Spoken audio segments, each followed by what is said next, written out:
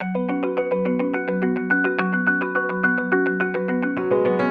our previous video, we have asked ourselves, what is a leader? Who is a leader? How well can I lead, especially being an international student, and being in a culture where it's different to what I'm used to. Because leadership is a process, it's a journey. And because we love God in our community, we are willing to step out of our comfort zone and take risks in serving our community. We follow a path from being a new student on campus into being a part of a Christ-centered witnessing community and find our place in the family. So I remember my first time on campus. So many impressions, I felt lost and a little bit overwhelmed. Then I saw the info table of the Global University at the student fair. Well, I decided to check them out because I saw this, global map. It's welcome in multiple languages, a friendly smiles. Well, just as it turned out, they were really, really friendly, and I actually felt for a second that, oh, this probably might be my first few US friends. The following day, I got a call from one of the students from the Global University offering me the opportunity to, check out their activities. I was actually excited about it, and I loved it. And I also felt that we were all internationals and we shared similar problems, and and also with that kind of atmosphere that was created, during our Bible study discussions, it gave us the opportunity to share our thoughts, and I felt pretty much good about it. We became friends, and eventually we became families, home away from home. But then that was enough. I felt like I really wanted to help out more. I didn't have a car to pick up people. So what I did was, send emails, a couple of phone calls, greet people who attended the meetings, and that was pretty much what I could do. During one of our sessions, a staff asked me if I have ever led a Bible study before, and I said, I right away told him no, and I think I remember telling him I could probably not ever do something like that in my life. And one thing he said to me was like, well, there's going to be a Bible studies training, and he thinks it would be a good place to start from, So, I also decided to, give it a try and see how it goes. Well, I could always run away when everything goes south, but eventually, it didn't go south. It didn't go as horrible as I imagined. So some few weeks later, one of our staff asked me to, co-lead with some of the older personnel, and I thought it was a pretty good idea, given that I had, had some few chances to train. I thought I could give it a try to see what I could, put into use what I've really, really learned. Before I realized I was in my final year, and I was now the older and experienced guy in the group who has to, lead the group. Well, I remember during one of our lively discussions, Bible discussions, I was answering questions, and I wasn't afraid to answer those questions. And for a second I felt, I'm not a leader. I just graduated, I'm looking for a job in the United States or in my home country. I'm a little bit sad because leaving this group, this new family I have, but it's one of those things. What I really, really fancy about this thing is that I have learned some great skills, some great leadership skills, which I think will help me no matter where I go, no matter where I'll be, and that I'm always grateful for. One of the key differences in how Americans internationals move along this leadership pathway is who initiates the move from one category to the next, from being friend to family and family to being a big bro or big sis. We know that America is a direct action-oriented culture.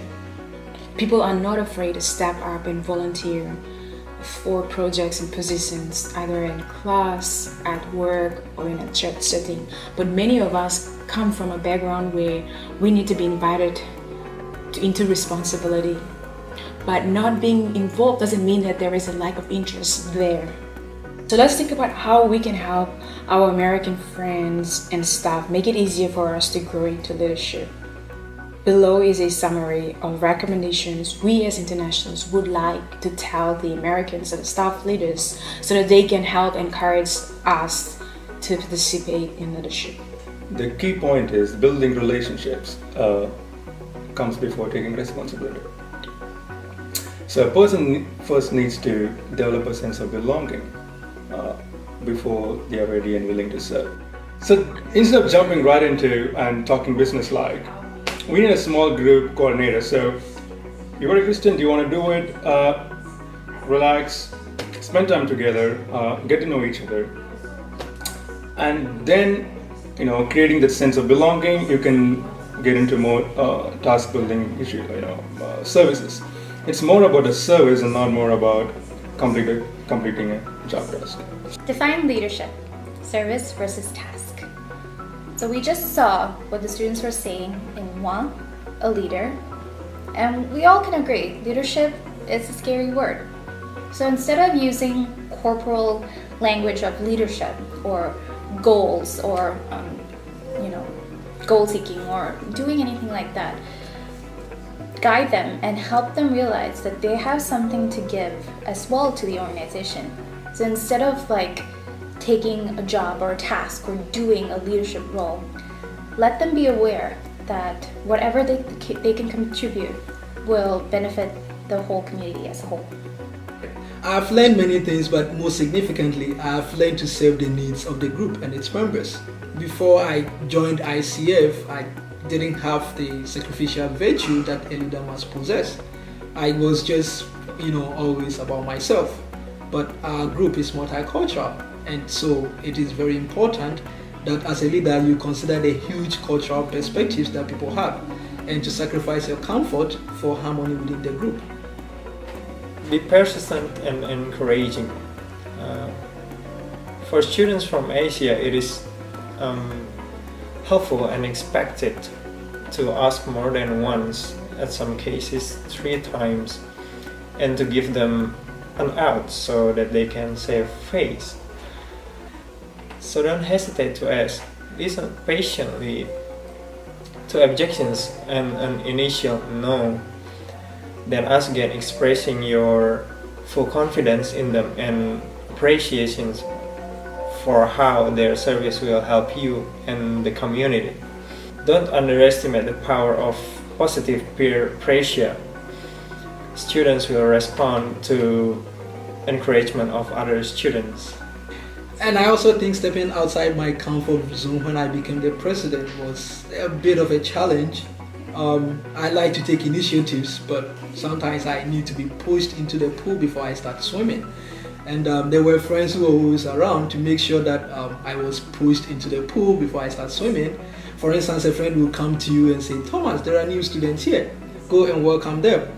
Well, I had to shed some of my introvert instincts to welcome these new students.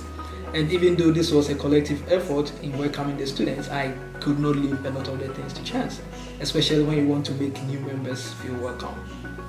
Also, be very specific in what you want people to be doing. So if the new members are coming in, try to figure out what their gifts and interests are, their passions are about.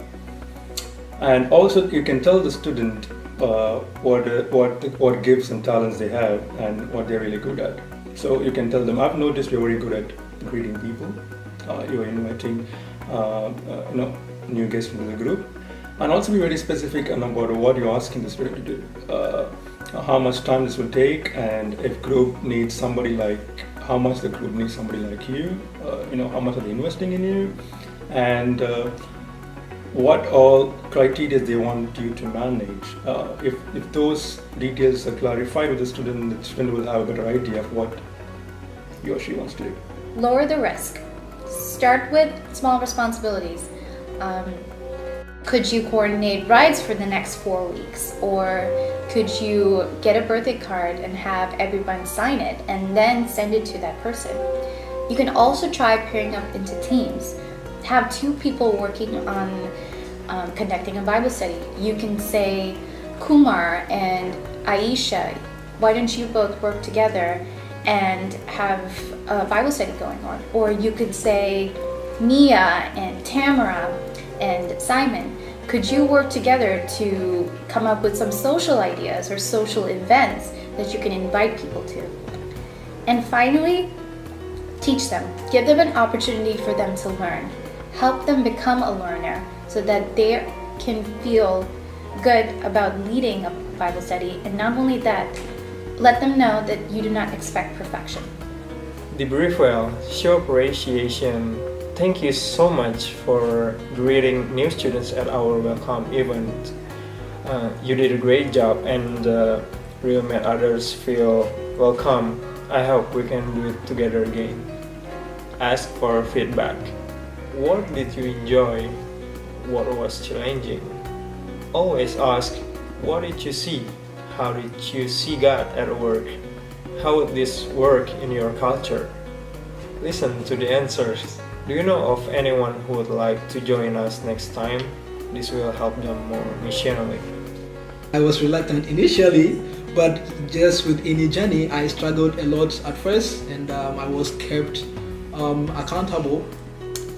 But in all of this, what I learned was that you can do a lot of things, you can run around, say so many things, but at the end of the day, what is important is that leadership is about touching each other's lives in and for Christ and building relationships.